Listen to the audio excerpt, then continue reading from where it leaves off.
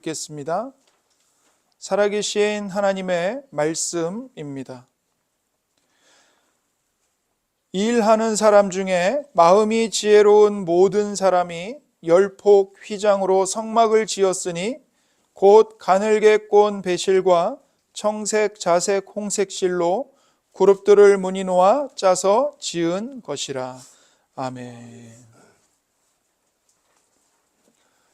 이는 살아계신 하나님의 말씀입니다. 오늘도 우리에게 말씀하시는 하나님께 감사합니다. 오늘 우리가 출애굽기 36장을 살펴보고자 합니다. 36장은 25장부터 31장에 걸쳐서 하나님께서 지시하신 성막이 드디어 이스라엘 백성들의 손으로 세워지는 것을 보여줍니다. 가장 먼저 하나님의 은혜 가운데 마음에 자원하는 이 성막을 제작하는 일에 함께 동참하기를 자원하는 모든 예술가들과 기술자들이 준비되었습니다. 1절과 2절입니다. 부살렐과 오홀리압과 및 마음이 지혜로운 사람 곧 여호와께서 지혜와 총명을 부으사 성소에 쓸 모든 일을 할 줄 알게 하신 자들은 모두 여호와께서 명령하신 대로 할 것이니라. 모세가 부살렐과 오홀리압과 및 마음이 지혜로운 사람 곧 그 마음에 여호와께로부터 지혜를 얻고 와서 그 일을 하려고 마음에 원하는 모든 자를 부르매. 하나님께서 부살렐과 오홀리압 두 사람만이 아니라 그들과 함께 이 성막을 제작할 수 있는 이 여호와께로부터 지혜를 얻은 사람들, 그리고 와서 그 일을 하기를 마음에 자원하는 그 예술가들, 기술자들 모든 사람을 하나님이 부르시고 준비시켜 놓으신 것입니다. 그리고 뿐만 아니라 자원하는 마음으로 드려진, 그러니까 백성들이 자원하는 마음으로 드린 모든 예물이 모든 일을 하기에 넉넉하게 준비가 되었습니다. 6절과 7절입니다. 모세가 명령을 내리매 그들이 진중에 공포하여 이르되 남녀를 막론하고 성소에 드릴 예물을 다시 만들지 말라 하며 백성이 가져오기를 그치니 있는 재료가 모든 일을 하기에 넉넉하여 남음이 있었더라. 매우 놀라운 말을 모세가 공포합니다. 성소에 드릴 예물을 더 이상 만들지 말라는 겁니다. 가져오지 말라는 거예요. 이유가 뭡니까? 성소를 제작하기에 필요한 모든 재료가 넉넉하여 남았다는 겁니다. 그래서 이 예술가들과 기술자들이 모세에게 와서 백성들이 매일 아침마다 예물을 가져오는데 우리가 이 예물을 다 만들 수가 없습니다. 넘쳐나고 있습니다. 그러니 그만 가져오라고 하십시오. 모세가 그래서 성소에 드릴 예물을 남녀를 막론하고 다시 만들 필요가 없다. 더 이상 가져올 필요가 없다라고 말을 한 겁니다. 굉장히 놀라운 일이죠. 백성들의 마음속에 하나님의 은혜에 대한, 하나님의 구원의 은혜에 대한 감사와 기쁨과 자원하는 마음이 충만했고 넘쳤다는 것을 보여주고 있는 겁니다. 모든 일을 하기에 넉넉하여 남을 정도로 기술자들이 그 예물을 다 사용하지 못할 정도로 넘치도록 가져왔던 것이죠. 이렇게 하나님께서 은혜로 백성들의 마음을 감동시키셔서 모든 예물, 필요한 재료들을 하나님이 준비시켜 주신 겁니다.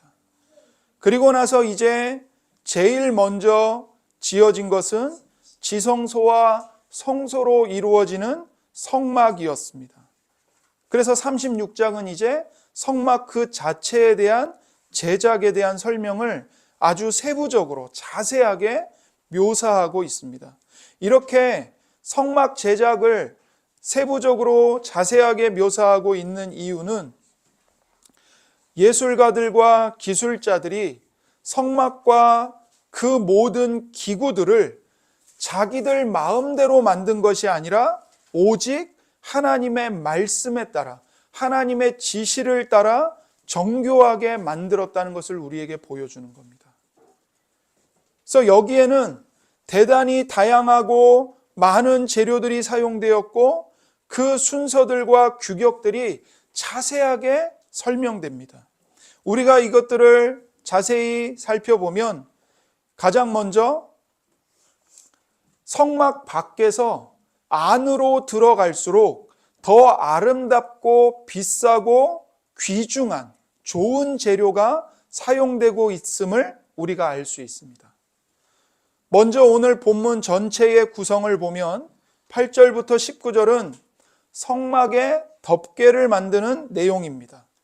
20절부터 34절은 성막을 둘러싸고 있는 널판 기둥에 대해서 말씀하고 있고요.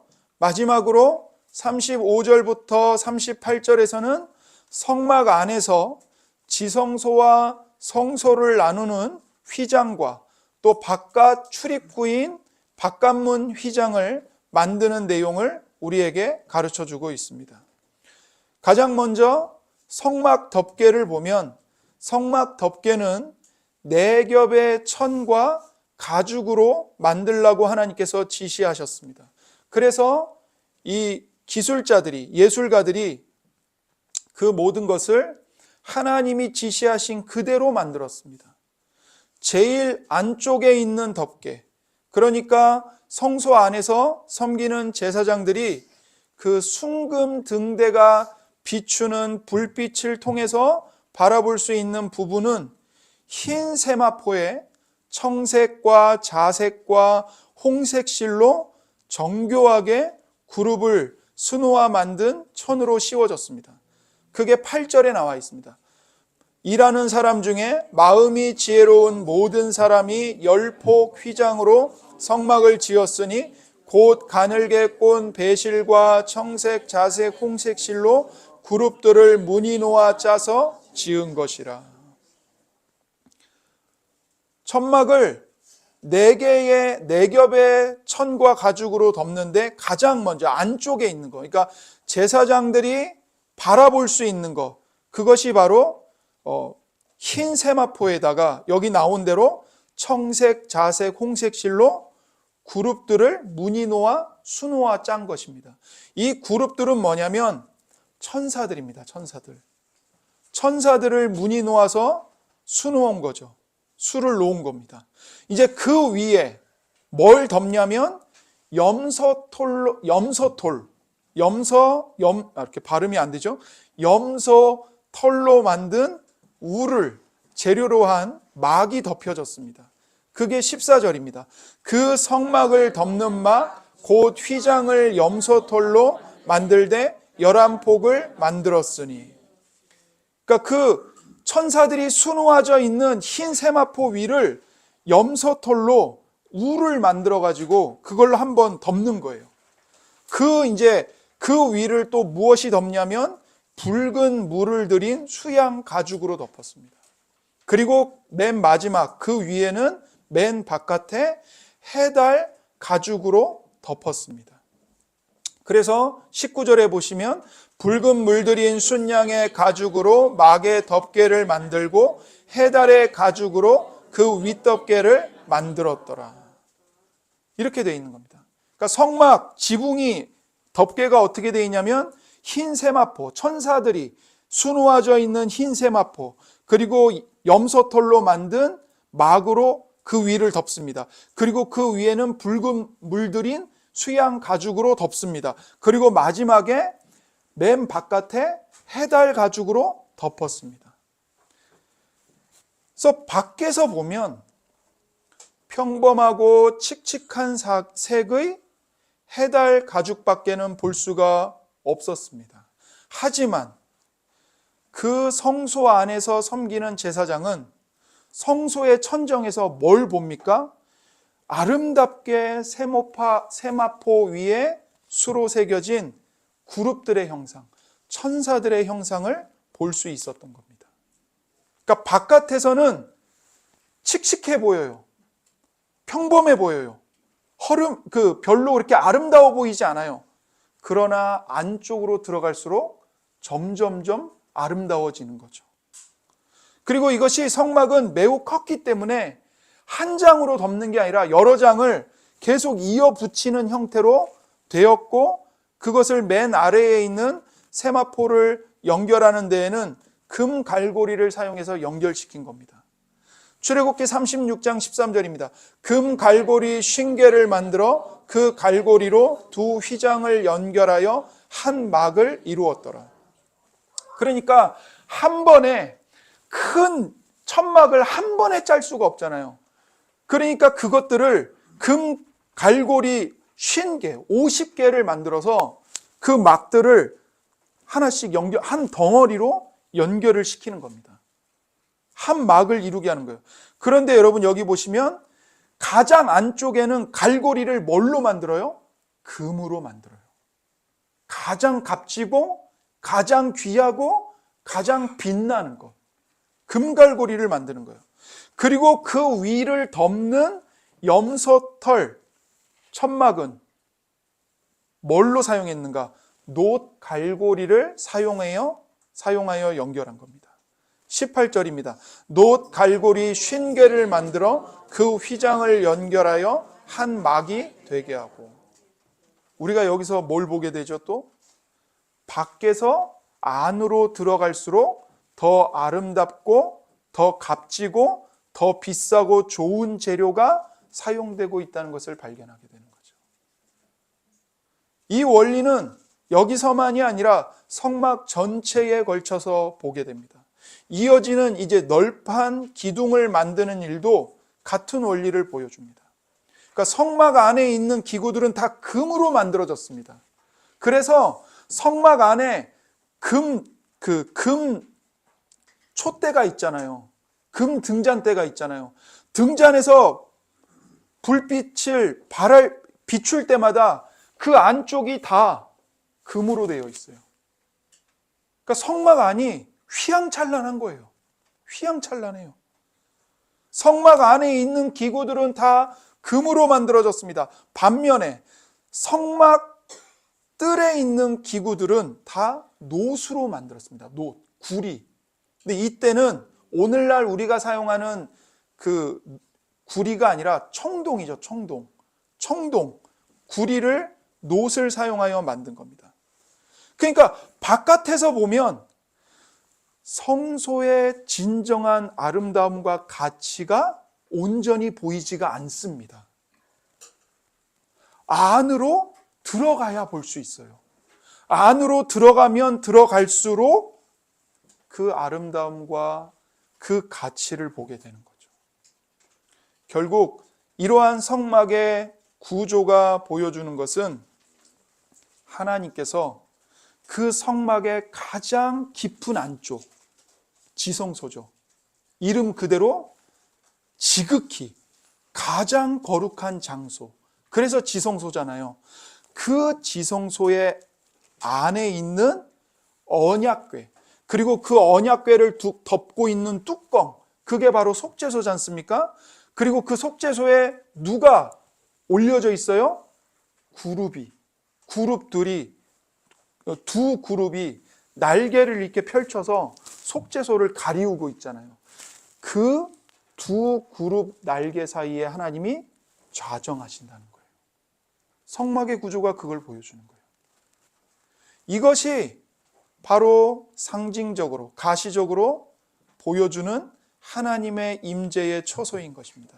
하나님의 임재가 어디 있냐면 지성소에서도 언약궤 그 뚜껑에 그룹 날개 사이에 하나님이 임재하시기 때문에 그 성소와 지성소가 가장 휘황찬란하고 빛으로 충만하고 가장 값지고 비싼 재료들을 써서 아름답게 꾸미는 거죠. 그래서 성막 건축물이 밖에서 하나님이 임재하시는 그 안으로 가까이 들어가게 될수록 귀하고 아름다운 재료를 사용했던 겁니다. 그 이유가 바로 이것이에요. 성막의 모든 구조는 모두 다 성막의 중심은 지성소, 그리고 그 지성소 안에 있는 언약궤와 속죄소를 향하고 있는 것입니다. 성막의 덮개는 그 넓이로 볼 때 굉장히 큽니다. 그러니까 가로 20m, 세로가 13m예요. 그러니까 굉장히 크죠. 작지 않습니다. 그리고 충분히 그 넓이를 다 덮어야 되기 때문에 성막의 덮개는 굉장히 무거웠을 것입니다. 그러니까 이 성막의 덮개를 떠받쳐야 되잖아요. 그러면 이것을 떠받치는 기둥이 굉장히 튼튼해야죠. 튼튼하지 않으면 무너져 내려버리니까요. 그러므로 가장 단단한 나무인 이 조각목, 우리말로는 조각목이라고 번역을 했지만 이게 이제 그 팔레스타인 지역에 있는 이 아카시아 나무의 일종입니다. 그러니까 가장 단단한 나무예요. 그 아카시아 나무로 조각목을 만들어서 높이가 4.5m, 10규빗이라고 나와 있는데 이 10규빗이 4.5m입니다. 그 높이, 그리고 넓이가 67cm, 그 높이와 넓이의 널판을 금으로 싸서 만드는 겁니다. 그래서 남쪽에 20개, 북쪽에 20개, 그리고 성막 뒤편인 서쪽에 6개, 그리고 이것이 연결되는 연결 모퉁이에 다른 널판의 두께의 2배가 되는 널판을 각각 하나씩 2개를 세워서 모두 다 48개의 널판을 세워서 이렇게 두르게 한 겁니다. 성막 덮개가 무너지지 않도록. 그리고 이것들은 이제 은으로 받침을 만들어서 이 널판들이 넘어지지 않도록, 쓰러지지 않도록 아랫부분을 고정하고, 또 바깥 둘레에는 조각목으로 금으로 입힌 띠를 5줄로 둘러서 연결을 시킨 거예요. 그러니까 널판들을 만든 다음에 그거를 금으로 씌운 조각목 띠로, 그러니까 연결봉이죠. 연결봉을 5개씩 5줄로 둘러서 연결을 시킨 것입니다. 그렇게 쓰러지지 않도록 한 거예요. 이것이 이제 20절부터 34절의 내용입니다. 그런데 이제 이게 내용이 너무 많기 때문에 우리가 다 읽을 수 없기 때문에 20절과 23절만 일단 보겠습니다. 그가 또 조각목으로 성막에 세울 널판들을 만들었으니 각 판의 길이는 10규빗, 너비는 1규빗 반이며 각 판에 2촉이 있어 서로 연결하게 하였으니 성막의 모든 판이 그러하며 성막을 위하여 널판을 만들었으니 나무로는 남쪽에 널판이 20개라. 여기 보시면 널판을 남쪽에 20개를 만들었다고 나오죠. 25절에 보십시오. 성막 다른 쪽 곧 북쪽을 위하여도 널판 20개를 만들고, 북쪽에도 널판 20개를 만들었습니다. 그리고 27절에 장막 뒤 곧 서쪽을 위하여는 널판 6개를 만들고, 서쪽에는 6개를 만들었어요. 28절에 장막 뒤 두 모퉁이 편을 위하여는 널판 2개를 만들되, 이렇게 해서 남쪽 20개, 북쪽 20개, 서쪽 6개, 그리고 이걸 연결시키는 널판 2개 해가지고 총 48개가 세워져서 둘레를 치고 성막 덮개를 지탱을 한 겁니다. 자, 그리고 나서 이제 본문은 마지막으로 지성소와 성소를 나누는 휘장과 바깥문의 휘장을 설명합니다. 35절에서 38절입니다. 그가 또 청색, 자색, 홍색 실과 가늘게 꼰 배실로 휘장을 짜고 그 위에 그룹들을 정교하게 수놓고 조각목으로 네 기둥을 만들어 금으로 쌌으며 그 갈고리는 금으로, 기둥에 네 받침은 은으로 부어 만들었으며 청색, 자색, 홍색 실과 가늘게 꼰 배실로 수놓아 장막문을 위하여 휘장을 만들고, 휘장문의 기둥 5과 그 갈고리를 만들고 기둥 머리와 그 가름대를 금으로 쌌으며 그 5 받침은 노시였더라. 여기에 2개의 휘장이 나오죠. 35절에 가늘게 꼰 배실로 휘장을 짜고 그 위에 그룹들을 정교하게 서놓고 말하는데, 이 휘장은 지성소와 성소를 분리시키는, 구분하는, 가로막는 지성소 휘장인 겁니다. 그런데 37절에 나오는 이 휘장은 장막문, 그러니까 이 성소를 드나드는 바깥 출입구가 있잖아요. 그 바깥 출입구, 바깥 문을 가리우는 휘장을 말하는 거예요. 이 2개의 휘장으로 지성소를 가리우고 성소 바깥 출입구를 가리운 겁니다. 그런데 이 2 휘장은 하나님이 지시하신 대로 흰 세마포에다가 청색과 자색과 홍색 실로 그룹들을 수놓아 만들었습니다. 그러니까 성막, 성소의 천정에도 그렇게 했잖아요. 똑같이 하는 거예요. 그리고 아래에는 금 갈고리를 달아서 이게 아래로 쫙 펴져서 늘어지도록 만들었고요. 다만 안에 있는 이 지성소 휘장은 4개의 성막 둘레의 기둥과 같은 것으로 4개의 기둥을 세웠고, 바깥문에는 5개의 기둥을 세운 겁니다. 이것만 달라요. 지성소는 기둥이 4개이고 바깥문은 5개를 세운 것입니다. 어찌됐건 공통점은 이 2 휘장에도 그룹들을 아름답게 수놓았다는 겁니다. 여러분, 이 그룹들이 어떤 메시지를 주는 걸까요? 이 그룹들은 하나님의 출입금지 사인인 겁니다. 어떤 사인이냐면요, 함부로 하나님 앞에 나올 수 없다는 사인인 거예요. 여러분, 죄인은 절대로 거룩하신 하나님의 임재 앞에 나아갈 수가 없습니다. 왜 그렇죠? 나아가는 즉시 죄로 인해서 하나님의 거룩하심에 의해 죽습니다. 그러니까 그룹들이 그걸 지키는 거예요. 하나님 앞에 죄인들이, 사람들이 다가오지 못하도록 가로막고 있는 겁니다. 여러분, 창세기 3장에 보면요, 이게 나와요. 하나님께서 범죄한 아담과 하와를 에덴 동산에서 쫓아내셨습니다. 그리고는 뭘 하셨냐면, 에덴 동산 동쪽에, 여기서 말하는 에덴 동산 동쪽은 에덴 동산으로 들어갈 수 있는 출입구를 뜻해요. 그 출입구에 하나님께서 그룹들과 두루 도는 불칼을 두어 생명나무의 길을 지키게 하셨다고 말합니다. 창세기 3장 24절에서 그렇게 말해요. 그룹들과 두루 도는 불칼을 두어서 어느 누구도 생명나무로 나오지 못하도록, 다가오지 못하도록 지키게 하신 거예요.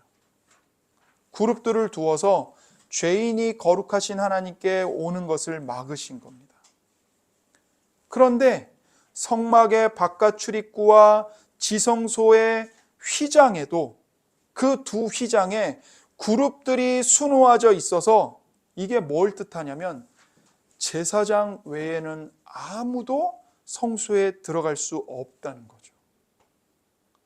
특별히 지성소는 대제사장만 들어갈 수 있어요. 일반 제사장들은 못 들어가요. 그리고 대제사장도 1년에 딱 한 번만 들어갈 수 있어요. 1년에 딱 한 번. 모든 백성들의 1년 동안 지은 모든 죄를 단번에 용서받는 그 대속죄일, 7월 14일. 그 대속죄일에 딱 한 번만 대제사장이 들어갈 수 있어요. 그런데 이때 대제사장이 지성소에 들어갈 때 그는 목숨을 걸고 들어간 겁니다. 하나님의 율법을 따라서 자신의 모든 죄와 부정함을 깨끗이 씻어야 돼요. 어린 양의 피로. 그런데 만약에 대제사장에게 조그마한 부정함이 있어도 지성소에 들어가는 즉시 그 자리에서 죽는 겁니다. 지성소에 들어가서도 하나님의 율법대로 제사를 드려야 되는데, 하나님의 율법이 아니라 자기 마음대로 제사를 드리면 죽는 거예요. 그러니까 이 지성소에 들어가는 것은 목숨을 걸고 들어가는 겁니다. 그런데 예수님께서 이 땅에 오셔서 십자가에서 죽으실 때 그 성소와 지성소를 가로막고 있었던 성전 휘장이 위에서 아래로 단번에 찢어졌습니다. 그리고는 이제 예수 그리스도 안에서 예수님을 모든 사람들이 하나님께 나아갈 수 있는 길이 열렸습니다. 마태복음 27장 50절 51절입니다. 예수께서 다시 크게 소리 지르시고 영원히 떠나시니라. 이에 성소 휘장이 위로부터 아래까지 찢어져 둘이 되고, 예수님이 십자가에서 모든 피를 다 흘리시고 그분의 목숨이 끊어질 때, 그분의 영혼이 떠나가셨을 때 무슨 일이 일어났는가? 성소 휘장이 위로부터 아래까지 단번에 찢어져서 휘장이 두 개가 돼버린 거예요. 열려버린 거예요. 여러분, 이 지성소 휘장이 얼마나 튼튼하냐면요, 양쪽 끝에 황소 한 마리씩 놓고 이 지성소 휘장을 건 다음에 양쪽에서 황소 한 마리씩 이 휘장을 잡아당겨도 이 휘장이 찢어지지 않을 정도였더라고요. 그 정도로 튼튼했어요. 근데 예수님이 죽으시자 그렇게 튼튼한 휘장이, 사람이 결코 찢을 수 없는 휘장이에요. 황소도 못 찢어요. 황소 2마리도. 그런데 그 지성소 휘장이 위에서 아래까지 단번에 찢어져서 길이 열려버린 거예요. 히브리서 10장 19절 20절입니다. 그러므로 형제들아, 우리가 예수의 피를 힘입어 성소에 들어갈 담력을 얻었나니 그 길은 우리를 위하여 휘장 가운데로 열어놓으신 새로운 살 길이요 휘장은 곧 그의 육체니라. 우리가 성소에 들어갈 담력을 얻었어요. 무엇 때문에요? 예수님의 피를 힘입어 성소에 들어갈 담력을 얻었습니다. 그 휘장이 뭡니까? 곧 그의 육체라. 휘장이 위에서 아래로 찢어졌어요. 어떻게 해요? 예수님이 십자가에 못 박혀 그분의 몸이 찢어지셨기 때문에 그분의 육체를 상징하는 휘장이 위에서 아래로 단번에 찢어져 버렸고, 휘장 가운데로 예수님이 새로운 생명 얻는 길을 열어놓으신 겁니다. 이제는 누구든지 와라. 값없이 와라. 죄인도 와라. 누구든지 오면 내가 내 육체를 찢음으로 이 휘장을 찢어 생명 얻는 길을 열어놨기 때문에 누구든지 나에게 오면 하나님께로 다가갈 수 있다는 거예요. 하나님과 영원히 함께 살 수 있다는 거예요. 그래서 예수 그리스도가 성막의 완성이십니다. 예수님께서 성육신하셔서 우리와 똑같은 사람이 되셔서 이 땅에 태어나신 것은, 이 땅에 오신 것은 하나님께서 이스라엘 백성들의 그 진영 중 한가운데에 성막을 만들라고 하시고 거기에 거하시겠다고 말씀하신 것처럼 죄인된 인간 세상, 죽음과 고통이 모든 것을 파괴하고 있는 인간 세상의 정 한가운데에 오셔서 사망의 종노릇하는 사람들 속에 하나님이 거하신다는 것을 친히 보여주는 사건인 겁니다. 특별히 성령 하나님께서는 요한복음 1장 14절을 통해서 그것을 너무나도 분명하게 의도적으로 말씀하셨어요. 말씀이 육신이 되어 우리 가운데 거하심에 우리가 그의 영광을 보니 아버지의 독생자의 영광이요 은혜와 진리가 충만하더라. 말씀이 육신이 되어 우리 가운데 거하심에, 이 거하심에가 헬라어로 스케노예요. 근데 이 뜻이 뭐냐면 천막을 치고 거주하다라는 뜻입니다. 그러니까 이거를 문자 그대로 읽으면요, 말씀이 육신이 되어 우리 가운데 천막을 치고 거하심에, 이거예요. 이 천막이 뭘까요? 성막입니다. 성막. 예수님이 사람이 되어 오셔서 친히 성막을 치고 우리와 함께 계시는 거예요. 이게 뭘 보여주죠? 의도적으로 예수님이 바로 성막이다. 이걸 보여주는 겁니다. 그래서 요한복음 2장으로 가면 우리 주님께서 이렇게 말씀하셨습니다. 요한복음 2장 19절 21절입니다. 예수께서 대답하여 이르시되 너희가 이 성전을 헐라 내가 사흘 동안에 일으키리라. 그러나 예수는 성전된 자기 육체를 가리켜 말씀하신 것이라. 유대인들 눈앞에 보이는 그 크고 화려한 성전을 다 헐어버리라는 겁니다. 그러면 내가 사흘 동안에 그 성전을 일으키겠다 말씀하시는 거죠. 그리고는 21절에 예수님이 말씀하신 성전의 진짜 의미가 뭔지를 가르쳐 줍니다. 예수는 성전된 자기 육체를 가리켜 말씀하신 것이라. 예수님께서 우리를 사랑하사 우리를 위하여, 여러분을 사랑하사 여러분을 위하여 십자가에서 죽으시고 무덤에 장사되시고 제3일에 부활하여 성전을 완성하실 것을 말씀하시는 거예요. 이 성전이 바로 누구예요? 예수님이에요. 예수님.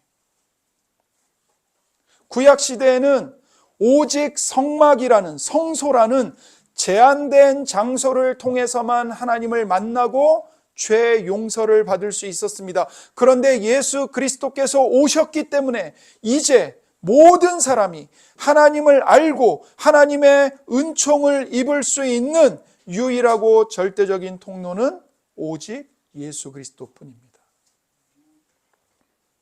요한복음 14장 6절입니다. 예수께서 이르시되 내가 곧 길이요 진리요 생명이니 나로 말미암지 않고는 아버지께로 올 자가 없느니라. 내가 곧 길이다. 내가 곧 진리다. 내가 곧 생명이다. 그러니 나로 말미암지 않고는 어느 누구도 아버지께로 올 수가 없다.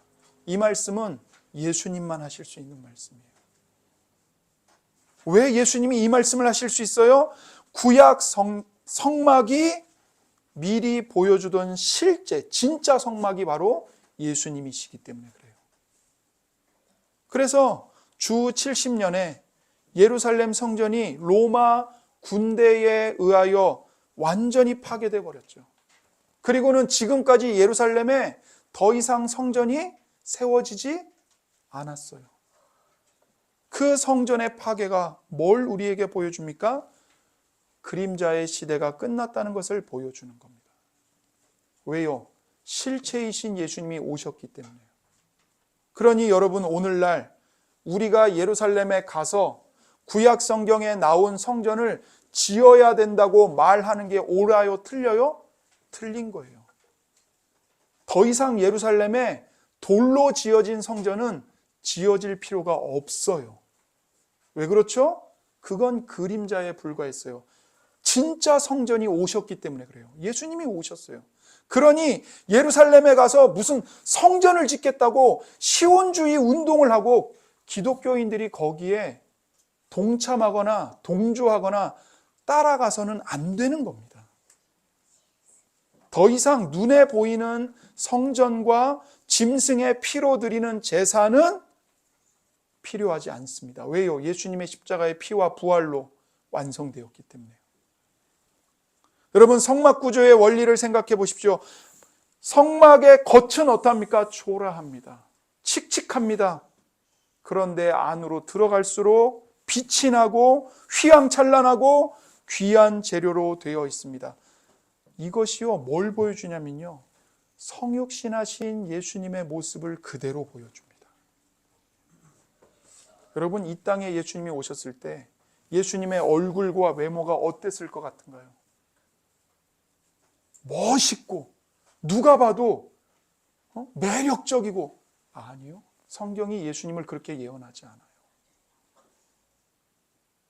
예수님은 누구도 흠모할 것이 없는 가장 가난한 목수의 아들로 오셨습니다. 그러나 예수님의 겉모습은 비천했지만 그분의 내면은, 그분의 속에는 뭐가 감춰져 있었죠? 성자 하나님의 찬란한 신성의 영광이 감춰져 있었습니다. 성막과 똑같은 원리를 보여주는 겁니다. 이사야 53장 2절입니다. 그는 주 앞에서 자라나기를 연한 순 같고 마른 땅에서 나온 뿌리 같아서 고운 모양도 없고 풍채도 없은즉 우리가 보기에 흠모할 만한 아름다운 것이 없도다. 예수님이 실제로 이랬다고요. 누구도 거들떠보지 않았어요. 누구에게도 매력적이지 않았어요. 그래서 세상이, 사람들이 예수님을 싫어했어요. 예수님을 조롱했고 멸시했어요.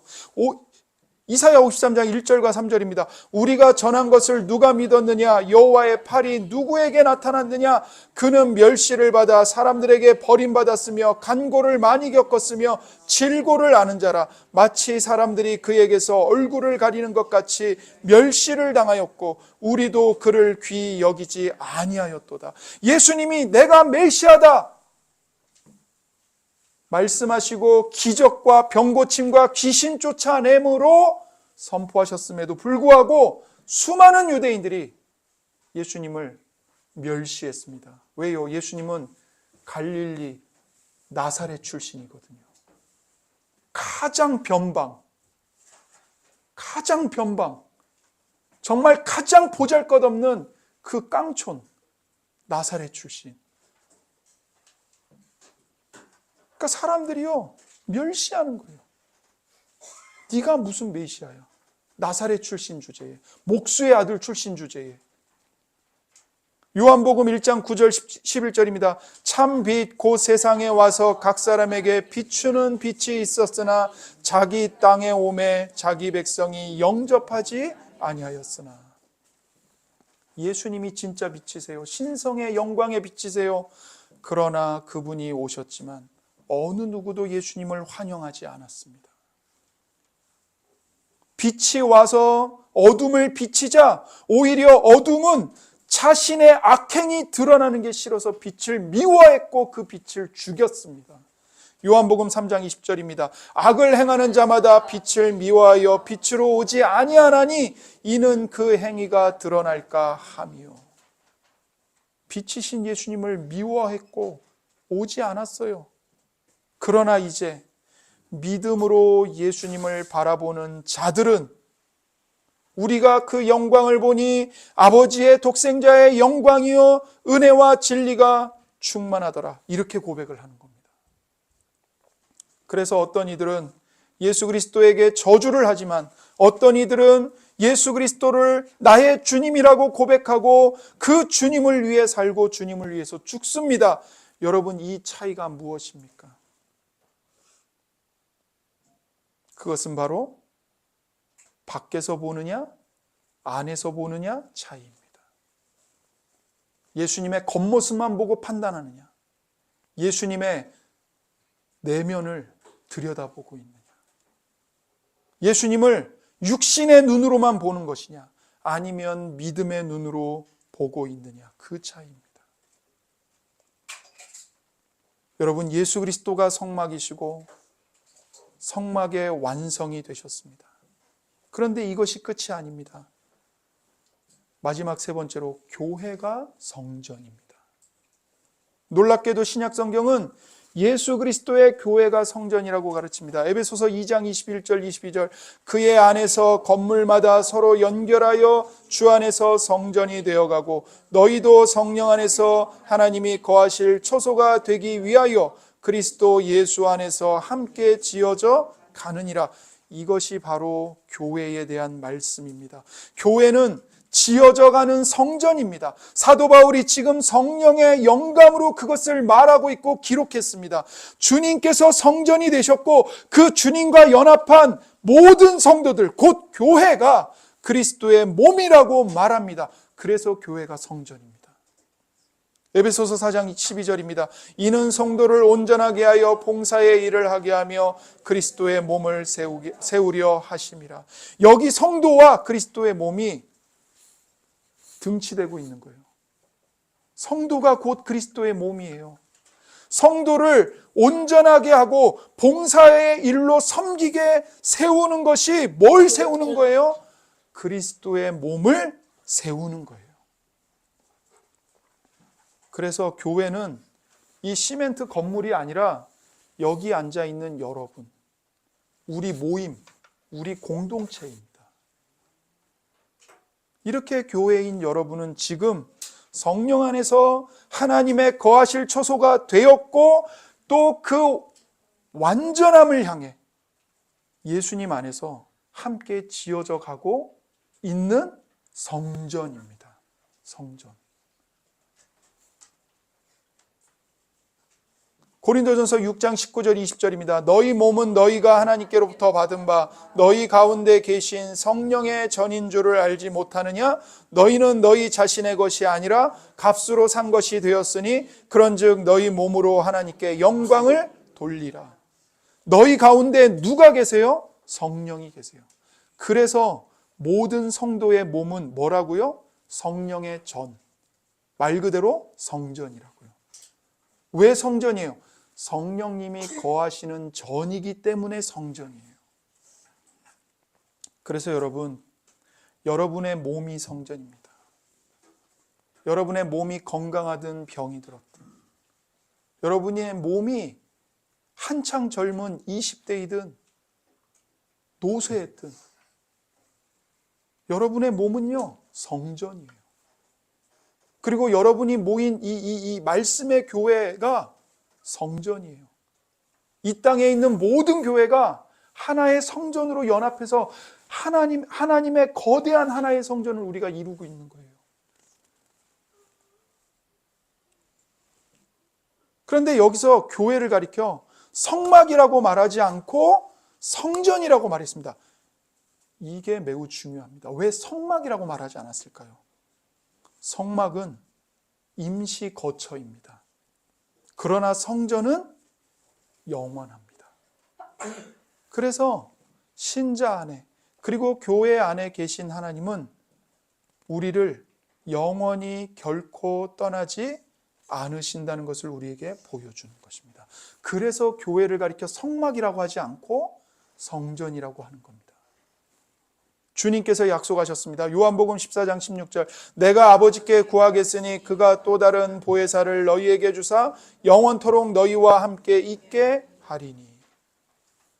보혜사 성령님을 주셔서 영원토록 너희와 함께 있게 할 것이다. 그래서 성도는 곧 교회는 개인적으로나 공동체적으로 하나님의 성령이 거하시는 성전입니다. 여러분, 교회도 성막과 똑같은 원리를 보여줍니다. 교회가 하나님이 거하시는 성전이라는 사실을 하나님께서 확증해 주심에도 불구하고 우리가 교회를 볼 때에 교회의 겉모습은요, 매우 약하고 결점이 많다는 것을 알게 됩니다. 지상교회는 막연히 겉으로 보면요, 교회처럼 우습고 결속력이 약한 조직도 없어요. 구성원들도 다 뛰어나고 탁월한 사람들이 모인 게 아닙니다. 그래서 사도 바울은 지어져 가는 성전이라고 말한 것입니다. 우리는 지금 공사 중인 성전입니다. 하나님께서 우주와 세상을 창조하실 때 하나님의 창조의 최고의 걸작품인 하나님의 처소로서 성전으로서 우리는 오늘도 만들어지고 있는 중입니다. 그러니 어떻게 해야 할까요? 이제 적용으로 들어가는 겁니다. 첫 번째, 서로를 오래 참아 주어야 합니다. 기다려 주어야 합니다. 하나님께서 하나님의 시간에 하나님의 일을 하고 계십니다. 우리는 믿음으로 그것을 바라봐야 합니다. 그리고 기도하는 가운데 서로가 서로를 참아주면서 서로를 붙들어주고 격려해야 합니다. 고린도전서 13장 4절입니다. 사랑은 오래 참고 사랑은 온유하며 시기하지 아니하며 사랑은 자랑하지 아니하며 교만하지 아니하며. 사랑의 첫 번째 얼굴이 뭐예요? 오래 참고 고통을 오래 참는 거예요. 여러분, 우리는 이 말씀을 깊이 생각해야 합니다.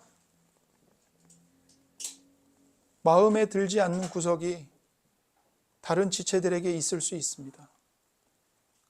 그러나 기도하면서 하나님의 때를, 공사가 완성되는 그 날을 기다려야 합니다. 이것은 교회 안에 있는 형제 자매에 대한 마음일 뿐만 아니라 교회 공동체에 대한 성도의 마음이기도 합니다. 교회는 성전은 성전이에요. 그런데 지어져 가는 성전이라는 사실을 우리는 기억해야 합니다. 예수님이 오셔서 완성하실 겁니다. 두 번째로, 우리는요, 점점 더 밖에서 안으로 들어가야 합니다. 바깥에서 초라한 모습만 보고 교회를 판단해서는 안 돼요. 안으로 들어가야 돼요. 성도가 안으로 들어가면 들어갈수록, 믿음의 눈으로 보게 되면 보게 될수록 교회보다 더 영광스러운 것이 없다는 사실을 깨닫게 됩니다. 여러분, 안으로 들어간다는 말이 무슨 뜻일까요? 믿음으로 보는 것이 어떻게 보는 걸까요? 그것은 바로 성경의 렌즈로 교회를 보는 것입니다. 세상의 기준, 세상의 가치관으로 교회를 보는 게 아니라 하나님의 말씀으로 교회를 보는 겁니다. 하나님께서는 분명히 말씀하셨습니다. 교회는 내가 거하는 성전이다. 교회의 겉모습이 얼마나 허름하든, 얼마나 볼품이 없든, 교회의 구성원인 여러분과 제가 얼마나 하찮은 사람들이든 비천한 사람들이든 상관없다는 거예요.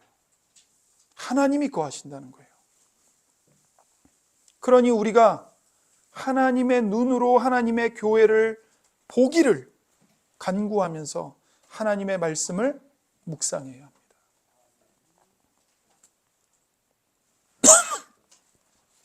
여러분, 우리의 이성적 판단력, 비판 정신은 그 어느 때보다 발달되었습니다. 예민해져 있습니다. 그래서 누가 조금만 잘못하면 논리적으로 막 따지고 물어뜯고 아주 그냥 박살을 내죠, 그 사람을. 그런데 문제가 뭔지 아세요? 성경이 우리에게 가르쳐주는 복음과 진리에 대해서는 무지하다는 겁니다. 무감각하다는 거예요. 어떤 목사님이 오늘날을 가리켜서 이런 시대라고 그랬어요. 성경 문맹 시대이다. 성경 문맹 시대래요. 성경을 몰라요. 안 읽어요. 성경이 우리의 사상과 안목과 관점과 가치관을 변화시켜야 되는데 그런 역사가 일어나질 않아요. 그러니 우리는 믿음으로, 말씀으로 돌아가야 합니다. 성경은 교회를 가리켜 영광스러운 그리스도의 몸이라고 가르칩니다. 우리가 이 말씀을 믿기 때문에 교회를 섬기고 교회를 세워가기 위해서 각자의 사역으로 부름을 받은 우리의 인생에 후회가 없고 한없는 위로를 얻는 것입니다.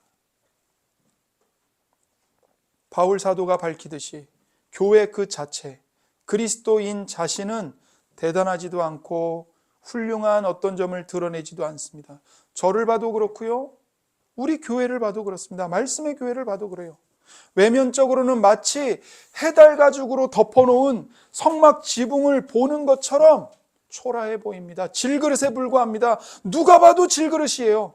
그런데 그 질그릇 속에 뭐가 감춰져 있고 뭐가 담겨 있습니까? 진정한 보배, 그리스도가 담겨져 있는 겁니다. 그래서 그리스도 때문에 교회는, 그리고 모든 성도는 가장 아름답고 가장 가치 있는 존재입니다. 믿음의 눈으로 교회를 보십시오. 믿음으로 하나님 보좌 깊은 곳으로 들어오십시오. 바깥에서만 보고 판단하지 마십시오. 성소 안으로 들어오시고 순금 등대가 비추어주는 빛으로 빛나는 금향단, 금제단, 그리고 천정에 아름답게 수놓아진 그룹들의 형상을 보고 더 깊게는 휘장을 넘어 지성소 안에 들어가 언약궤를 덮고 있는 속죄소 위에 금으로 조각된 그 두 그룹의 날개 사이에 거하시는 하나님의 임재를 바라보시기 바랍니다. 이 깊은 자리로 나아가셔야 합니다. 마지막 세 번째로, 신자는 성령이 내주하시는 성령의 전이기 때문에 나의 몸을 거룩하게 지켜야 합니다. 하나님께서 모세에게 돌판에 새긴 말씀을 언약궤에 두라고 하셨던 것처럼 이제는 신자의 마음판에 하나님의 말씀을 기록하시고 우리를 성전 삼으셨습니다. 우리 안에 하나님이 계십니다. 따라서 우리는 우리 자신의 감각과 행실을, 그러니까 보는 것, 듣는 것, 말하는 것, 만지는 것, 행하는 것, 이것들을 말씀을 따라 분별하고 절제하여 모든 음행과 죄악으로부터, 모든 불법과 거짓으로부터 자기 자신을, 자신의 몸과 마음을 깨끗하게 보존해야 합니다. 우리에게는 성경의 렌즈가 필요합니다. 그리고 더 깊이 그 은혜의 자리에 들어가는 지속적인 태도가 필요합니다. 그리고 서로를 참아주고 사랑하는 것이 필요합니다. 언젠가 하나님께서 영광스러운 교회, 그 완전하고 아름답고 영광스러운 하나님의 성전을 우리에게 나타내 보이실 것입니다. 요한계시록 21장 1절에서 4절입니다. 또 내가 새 하늘과 새 땅을 보니 처음 하늘과 처음 땅이 없어졌고 바다도 다시 있지 않더라. 또 내가 보매 거룩한 성 새 예루살렘이 하나님께로부터 하늘에서 내려오니 그 준비한 것이 신부가 남편을 위하여 단장한 것 같더라. 내가 들으니 보좌에서 큰 음성이 나서 이르되 보라, 하나님의 장막이 사람들과 함께 있음에 하나님이 그들과 함께 계시리니 그들은 하나님의 백성이 되고 하나님은 친히 그들과 함께 계셔서 모든 눈물을 그 눈에서 닦아주시니 다시는 사망이 없고 애통하는 것이나 곡하는 것이나 아픈 것이 다시 있지 아니하리니 처음 것들이 다 지나갔음이러라. 아멘. 하나님께서 약속하신 이 말씀대로 그날에 새하늘과 새 땅에서 거룩한 성, 새 예루살렘으로 우리가 다 영화롭게 변할 것입니다. 그리고 하나님의 장막이 모든 하나님의 백성들과 함께 계셔서 하나님이 우리와 함께 하실 것이고 우리의 눈에서 모든 눈물을 닦아주실 것이며 더 이상 다시는 사망이나 애통하는 것이 사라질 것이고 우리가 이 땅에서 행하면서 갈망했던 사랑, 창조의 일, 하나님을 섬기고 이웃을 섬겼던 일들, 그 사랑의 삶을 새하늘과 새 땅에서 영원히 이어갈 것입니다.